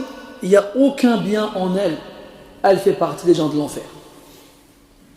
Alors on lui a dit, et une autre femme, elle prie que les prières obligatoires, elle ne fait pas de la nuit, elle ne fait pas de nawafil. وتصدق بأثوار الأثوار الأقط, et quand elle fait de l'aumône, c'est avec du fromage, c'est tout ce qu'elle trouve à donner comme aumône. Elle ne donne pas des vêtements, de la nourriture ou bien de l'argent, du fromage, un type de fromage de l'époque. Mais elle ne fait de mal à personne. Pourquoi tu as dit à Sallam, elle fait partie des gens du paradis. هي من أهل الجنة. هي من أهل الجنة. وهنا نأخذ درسا عظيما وهو أن الإنسان مهما كثر خيره وعظم اجتهاده في العبادة ما لم يكف عن لسانه ويمسكه لا سيما إذا تعرض على الآخرين بالسوء ذهب هذا الخير كله هباء منثورا وحصد ما زرعه في الآخرة وكان من أهل النار والعياذ بالله. فلعل الإنسان يجتهد فيما فرض عليه ويجتهد في حسن معاملته مع الناس, قد ينتفع بذلك أكثر من لو أنه اجتهد في العبادات حتى سهر الليالي وظمئ في الهواجر وساءت معاملته مع الناس. ذلك هو الخسران المبين. Ce hadith-là, il est terrifiant, il est effrayant, il fait peur. On a dit au Prophète, donc je traduis en français ou pas? Non. On a dit au Prophète, une telle, je ne sais pas si ça se dit une telle en français, un tel, une femme sans la nommer, prie la nuit, et c'est déjà en français, et jeûne le jour, et elle fait des aumônes, mais elle fait du mal à ses voisins avec sa langue. Et là on comprend une chose, c'est que si les gens ils se concentrent dans leur relation avec Allah subhanahu wa ta'ala en négligeant leur relation avec les gens de façon à carrément être mauvais avec eux, eh bien qu'ils sachent que ça ne va pas avec. Ça ne va pas ensemble, je veux dire. dans de nombreux hadiths, on a une relation entre on a un lien entre la relation avec Allah Azza wa Jal et la relation avec les gens, que ce soit de façon générale ou particulière. Par exemple, man lam yashkurin nas lam yashkurillah. Celui qui n'est pas reconnaissant envers les gens, il n'a pas été reconnaissant envers Allah subhanahu wa ta'ala. On a dit à la femme de faire attention à son mari, c'est soit son paradis, soit son enfer. On a dit à tous les enfants que nous sommes tous, parce qu'on a tous des parents, que la satisfaction d'Allah, elle est dans la satisfaction des parents. Et que la colère d'Allah, elle est dans la colère des parents. Donc soit on a les gens de façon générale, al-nas, soit on les a de façon particulière. Donc on ne peut pas se dire, moi c'est Allah tout seul, j'adore que Allah et je m'en fiche des autres. Non, tu ne peux pas vivre comme ça. C'est pas possible. Tu dois donner à chaque détenteur de droit sur toi son droit. Et surtout, tu dois préserver les gens de ton mal. Al-muslimu man salima al-muslimuna min lisanihi wa yadihi. Le musulman, le vrai bihaq, c'est celui dont les musulmans sont à l'abri de sa langue et de ses mains. Ils n'ont pas à craindre ses mots et ils n'ont pas à craindre ses actes. Elle fait des choses que la plupart des gens ne font pas. Elle prie la nuit quand les gens y dorment. Elle jeûne le jour quand les gens y mangent. Et elle donne ce qu'elle possède en aumône. De l'argent, des vêtements, de la nourriture et autres. Mais elle n'a pas su faire une chose qui normalement est censée être plus simple que tout ce qu'elle a fait autour, c'est tenir sa langue. من ضمن لي ما بين لحييه وفخذيه أضمن له إيش الجنة. Celui qui me garantit ce qu'il a entre ses mâchoires, sa langue, et ce qu'il a entre ses cuisses, c'est-à-dire ses parties intimes, et ben moi je lui garantis le paradis. Et là j'ai parlé longtemps et de nombreuses fois sur afat al-lisan, les catastrophes engendrées par la langue. Mais où sont ceux qui en tirent profit de ces discours? Et malheureusement ça on le vit tous les jours. At-tanabuz bil alqab, al-ghiba wal-namima, al-kadhib wal-iftira, wal-zur wal-buhtan, wal-sibab wal-shatm, wal-idha وما أشبه ذلك. من يسلم منه اليوم حتى فيما بيننا بل حتى أصبحنا نجد مثل ذلك في المساجد. La langue, tout ce qu'on peut faire comme catastrophe avec la langue, que ce soit se donner des sobriquets, se donner des surnoms. Maintenant ils donnent même des surnoms aux imams. Pourquoi si tu ne respectes pas ceux qu'il faut respecter, comment tu vas respecter les autres, qu'il faut aussi respecter d'ailleurs? Mais à la kulli hal, les surnoms, alors qu'Allah nous l'interdit, la médisance, alors qu'Allah nous l'interdit, al-namima, ça veut dire colporter les ragots entre les gens pour qu'ils se disputent, se détestent, alors qu'Allah l'interdit, la calomnie, al-buhtan, في الحديث الغيبة أن تذكر أخاك بما يكره. قالوا يا رسول الله أرأيت إن كان ما ذكرته فيه؟ قال فقد اغتبته. قالوا فإن لم يكن ما ذكرته فيه ليس فيه؟ قال فقد بهته. Si jamais tu parles de ton frère d'une façon qu'il détesterait entendre s'il était présent, c'est de la médisance. Et le fait de dire ça, et après ils m'ont dit mais ya Rasulallah, si je dis une chose qui est réelle, il a vraiment cette chose-là, oh il a un long nez, eh ben tu lui auras fait la médisance quand même, parce qu'il n'a pas entendu ces choses-là. Alors il a dit mais si jamais on dit une chose qui n'est pas vraie, c'est pas en lui, il a dit alors tu l'auras calomnié, c'est encore pire. Tu l'auras calomnié, c'est encore pire. Al-riba, la médisance, la calomnie, al-namima, l'insulte, l'agression verbale, toutes ces choses-là qui nous sont interdites en tant que musulmans et qu'on fait entre nous, même des fois dans les mosquées. Dans les mosquées. J'ai entendu des noms d'oiseaux dans les mosquées, oui. Des disputes entre des gens dans les mosquées avec des insultes. A'udhu billah. Plein de mosquées. Et donc à ce moment-là, plus étonnant, c'est un peu comme ces gens qui viennent le vendredi à Jumu'ah pour la khutbah et qui se garent à l'entrée du parking, ou bien sur l'arrêt de bus, ou bien devant l'entrée du garage d'un voisin. Mais subhanallah, mais j'arrive pas à comprendre cette logique. Il vient pour faire la prière, mais c'est pas grave si autour de ça, il fait n'importe quoi. C'est pas grave. Je crois là, comment tu réfléchis? Comment dans ta tête à ce moment-là ça passe? Tu dis quoi? C'est pas grave ça, tant que je fais ça. Et le père, sa prière à lui, elle vaut rien. Il est là, il attend que la khutbah passe. Lui, tout ce qui l'intéresse, c'est quand est-ce que la petite aiguille va arriver à l'endroit qui montrera la fin de la khutbah. Même pendant la prière, il est là, regarde sa montre, regarde à droite, regarde à gauche. Le moindre événement qui arrive autour de lui lui enlève le peu de concentration qu'il pouvait avoir au départ. Puis à la fin, c'est la concentration. Il court jusqu'à la sortie pour repartir. Ya akhi, c'est pas une salat ça. ما انتفعت ولا نفعت بل أذيت ومنك الناس قد اشتكى. Ni tu n'as tiré profit de cette prière, ni tu n'as été profitable pour les autres. Au contraire, tu as été malfaisant et à cause de toi, les gens ils se plaignent. C'est quoi ça? Donc, à ce moment-là, aucun âge dans cette prière, aucun âge dans cette khutbah, que du wizr et du ism. Que du wizr et du ism. طيب أنا أسألكم. Quelqu'un, il peut faire la prière du vendredi, il ne la fait pas. Il est athée. Il a un péché. Ça. Quelqu'un, il vient, il fait du mal autour de lui, il gêne tout le monde et il fait sa prière. C'est lequel des deux ithms qui est le pire? من يجيب؟ ها؟ الذي يجيب يشرح جوابه. خلاص. أول الذي لم يصلي صلاة الجمعة فله إثم لأنه نقطة سوداء نزلت في قلبه. طيب.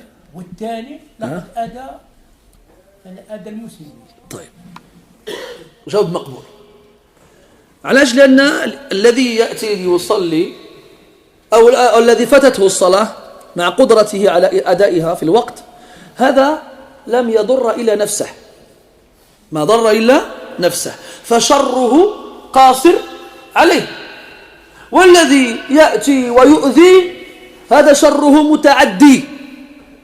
شره متعدي ولا يتعدى فقط على فئة دون أخرى بل يتعدى على الناس كلهم المسلمين لأنه يشوه صورتهم إلى الآخرين والآخرون فعلا الذين امتنعوا من إخراج سيارتهم من أماكنها أو ما أشبه ذلك فهذا شره متعدي. من القواعد الشرعية أن الشر المتعدي أقبح من الشر اللازم القاصر. Donc bien sûr que son mal il est pire. S'il vient à la mosquée en ne respectant rien ni personne et en faisant du mal. Parce que s'il rate la prière, le mal qu'il va obtenir, le péché qu'il va recevoir, il se cantonnera à lui-même. Il en sera le seul à devoir sera le seul à devoir l'assumer. Alors que s'il vient à la mosquée, il bloque le parking. Mais c'est pareil ça. Le gars, il se gare dans la sortie du parking. On dirait le parking, c'est à lui, on dirait. On dirait son nom, il est marqué par terre. On dirait il a les clés. Subhanallah, comment tu peux te garer dans l'entrée d'un parking? C'est-à-dire que tu ne laisses pas les gens rentrer et ceux qui sont dedans, tu ne les laisses pas sortir. Ou bien ils se garent devant l'entrée d'un garage. Ou bien ils se garent sur la route et ils bloquent la circulation. Donc là, le mal qu'il aura fait, il ne touchera pas que lui, mais il touchera à tout le monde. Il touchera les musulmans, premièrement, parce que les gens qui ne sont pas musulmans, qui passent ici, vont se dire encore c'est les musulmans. Chaque fois qu'il y a une Jumu'ah en France, c'est une catastrophe. Chaque fois. Donc les non-musulmans, ils vont encore plus détester les musulmans à cause de toi.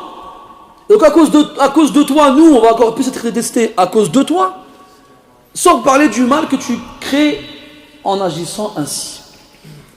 Et il vient faire sa Jumu'ah, après il dit quoi? Allah yataqabbal. Allah yataqabbal. Jumu'ah Mubarak. قال لك Jumu'ah Mubarak. ما تحشمش. Pas honte. Il vient et dit Allah yaqbal Jumu'ah Mubarak. Mubaraka pour qui? Pour toi? Ah, pour toi, la baisse, allez, tu viens à la dernière minute, tu pars à la première minute, tu as détruit toute la société. Ouais, Jumu'ah Mubarak, bsahtek. Mlih, c'est bien. Super Jumu'ah avec toi. Mohim. Donc là, c'est dangereux, c'est effrayant. Surtout pour Sahab. L'ibadat, c'est lié. Je peux pas te dire, c'est bon, moi j'ai de la ibada, j'ai le droit d'ignorer les gens. Tu peux pas les ignorer. Tu peux pas. Husnul ibada taqtadi husnul mu'amalati ma'an nas. Être bien dans l'adoration implique que tu sois bien dans ta relation avec les gens. Tu peux pas t'en passer. Ceux qui veulent vivre en autarcie, qui veulent vivre tout seul, le Sahara, le Khawya, le vide. Il n'y a que des hayat et des aqarib là-bas si tu veux. Tu ne risques pas de les gêner. Par contre, ils vont te gêner un peu sûrement. Celui qui ne veut pas vivre en société, il y a plein de terres sur terre où il n'y a personne là-bas qui vivra avec toi. Maintenant, quand tu vis en société, il faut que tu respectes les règles de la société. Et ne te dis pas, c'est bon, moi je fais ma prière, en plus ça je prie la nuit, je fais mes nawafil, je fais ci, je fais ça, je jeûne en plus, en dehors du ramadan, je fais ci, je fais ça, mais les gens, je ne veux pas en entendre parler. Là, ça ne marche pas comme ça. Alors que l'autre femme qui a été citée dans le hadith, elle fait ses prières obligatoires seulement. Elle donne en aumône, l'athwar, il a dit c'était une sorte de fromage. Un fromage vite fait. C'est comme si tu avais le choix entre du président et de la vache qui rit. Tu donnes la vache qui rit. Un fromage vite fait. C'est tout ce qu'elle trouvait à donner en aumône. Alors elle le donnait, mais elle ne faisait du tort à personne. Sa langue, elle la gardait au fond de sa bouche et elle ne la sortait que pour dire du bien ou faire du bien. Et ses voisins ne se plaignaient pas d'elle. Ses voisins ne se plaignaient pas d'elle. Alors à ce moment-là, tu as dit quoi? Hiya min ahli al-jannah. Elle est parmi les gens du paradis. Donc, comme le paradis, on peut y aller facilement, et bien l'enfer aussi, on peut y aller facilement. Allah, ce n'est pas le pire, la pire des pertes pour le musulman. Toute ta vie, tu es là, tu fais l'ibad. La prière, tu n'en rates aucune de la mosquée. Tout en premier rang, masha'Allah. Puis tu fais les nawafil. Avant et après la prière, tu es là en train de recaer. Tu rentres chez toi, tu as jeûné aujourd'hui, tu attends le maghrib, tu ftir à la tamarat. Quelques dates, baraka alek. La nuit arrive, les gens ils vont dormir, toi, tu commences ton qiyam. Tu as de l'argent, tu le donnes. Attends, c'est mashallah. Comment quelqu'un peut faire autant de choses et détruire ça aussi facilement qu'avec sa langue? Ibn al-Qayyim rahimahullah في كتاب الداء والدواء يقول أن أكثر ما يعصي الصالحون به ربهم بألسنتهم. سبحان الله، شيء عجيب أنهم لا يقعون فيما يقع فيه أكثر الناس. لا يسرقون ولا يزنون ولا يشربون الخمور ولا يقتلون ولا يضربون، لكن ألسنتهم حرة لا زمام لها تقودها، تقول ما يخطر ببال أصحابها، كل ما دار بخلدهم نطقوا به. تدرون لماذا؟ لأنهم رأوا أنهم بعباداتهم فاقوا الآخرين وصاروا أفضل منهم وخيرا منهم، فرأوا أن لهم الحق في أن يتكلموا في الآخرين. وهذا من وساوس الشيطان ومكائده التي يغوي بها الصالحين.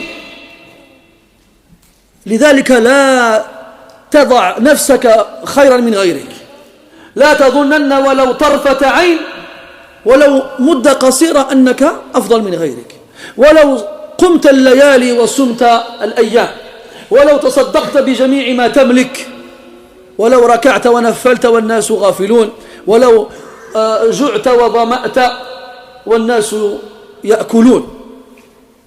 إياك وكما قال ونفسك ذمم لا تذم سواها فهي أجدر من ذممت، كما قال أبو إسحاق الألبيري.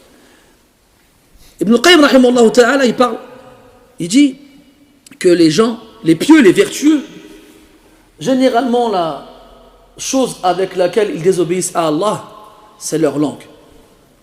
Ça veut dire qu'ils ne font pas les péchés que la plupart des gens y font.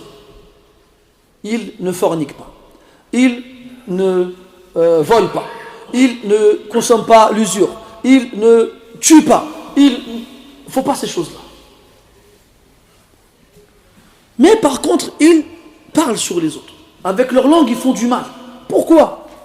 Parce que, comme ils font beaucoup d'adoration, ils prient la nuit, ils prient le jour, ils jeûnent le jour, ils font des aumônes, ils font le hajj, ils font l'umrah, kada, kada. À un moment, Shaitan, il arrive à ouvrir la porte de ce qu'on appelle al-ujb. Al-ujb, c'est l'autosatisfaction. Être satisfait par soi-même. Se regarder dans le miroir et dire quoi? C'est toi le vrai. Se sentir meilleur que les autres. Et comme tu te sens meilleur que les autres parce que tu fais des prières que eux ne font pas, tu jeûnes des jours que eux ne jeûnent pas, tu donnes ton aumône alors que eux ne la donnent pas, à un moment tu te crois meilleur qu'eux. Mais c'est pas ça qui te rend meilleur que les autres. Alors comme tu te sens meilleur qu'eux, tu penses que tu as le droit de parler sur eux, de les critiquer, de les dénigrer, de les considérer comme étant des moins que rien, des gens qui ne valent rien. Alors tu dis, tu vois lui là-bas, laisse tomber. Tu vois lui là-bas, allez, laisse tomber. Et tu vois, et sans aucune retenue. Leur langue, elles n'ont pas de rênes qui peuvent les bloquer comme tu bloques le cheval quand il court trop vite, tu tires dessus pour le freiner. Elles sont libres. Elles parlent sans aucune retenue. Celui qui parle sans retenir ses mots, sans faire attention à ce qu'il dit, ça c'est parmi les signes de l'abandon. Qu'il n'y a plus de tawfiq de la part d'Allah subhanahu wa ta'ala pour toi. Même si tu pries la nuit, tu jeûnes le jour, tu n'as plus de tawfiq. Ne te fais pas tromper par ces choses-là. Et toujours, considère-toi comme étant inférieur aux autres. Ne te vois jamais au-dessus d'eux. Et comme il disait Al-Albani, c'est ta propre âme que tu dois critiquer, pas celle des autres, parce que c'est celle qui mérite le plus tes reproches et ta réprimande. Parce que tu la connais vraiment, tu sais comment elle est, tu sais qu'est-ce qu'elle cache, ce que les gens en ignorent. Alors que les autres, tu ne les connais pas. Et ça, c'est une chose très très visible et connue aujourd'hui. Et je parle de ceux qu'on appelle as-salihin. As-salihin. Salihin, c'est des gens, tu les vois à la mosquée, mashallah, premier rang, toutes les prières, le mushaf, la sabha, ils sont là. Il n'y a rien qui manque.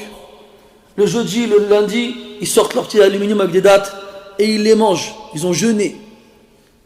À Soub, ils sont là. À l'ouverture, ils sont là. Et ils prient, ils font des raka'at et ils lisent le Coran. Et quand tu parles avec eux, c'est que les autres. T'as vu Flan, mais j'ai joué al masjid. Ou t'as vu l'autre, mais il m'a hajj. Ou t'as vu Hada, wajdar wajdar. Ou un shough que t'as vu. Tout ce qu'il sait dire quand il parle, c'est examiner les autres. Juger et critiquer les autres. T'as vu l'autre là? Il n'est même pas venu à la mosquée. Peut-être qu'il est malade. Peut-être qu'il vit loin de la mosquée, il veut prier avec sa femme et ses enfants. Peut-être que. Cherche-leur des excuses. Au lieu de leur chercher un bourreau, soit leur avocat. T'as vu l'autre? Il part au bled, il n'a pas fait le hajj. T'as vu l'autre? Il a fait ci, il a fait ça, il a fait ci, il a fait ça. Cette langue-là, comme il disait Abu Bakr radiallahu anhu, subhanallah, le waqt qad han. هذا أوردني المهالك أو الموارد. C'est ça qui me fait courir les plus grands risques, les pires dangers. C'est ce morceau de chair dans la bouche. C'est le seul organe qui fatigue jamais. Tu ne peux pas avoir de crampes à la langue. Tu ne peux pas. Toujours il est frais. Du moment où tu cries en sortant du ventre de ta mère, jusqu'au jour où tu meurs. Tu parles. Tu parles. فطوبى لمن قل كلامه حتى كان قادرا على عده. Quel bonheur pour celui dont la parole elle est minime au point où il peut la compter. أسأل الله تبارك وتعالى أن يشغلنا بعيوبنا وأن ينسينا عيوب غيرنا وأن يجعلنا نحسن في معاملاتنا مع ربنا ومع إخواننا والناس أجمعين. سبحانك اللهم وبحمدك أشهد أن لا إله إلا أنت نستغفرك ونتوب إليك. صلى الله على نبينا محمد وعلى آله وأصحابه أجمعين والحمد لله رب العالمين. بارك الله فيكم.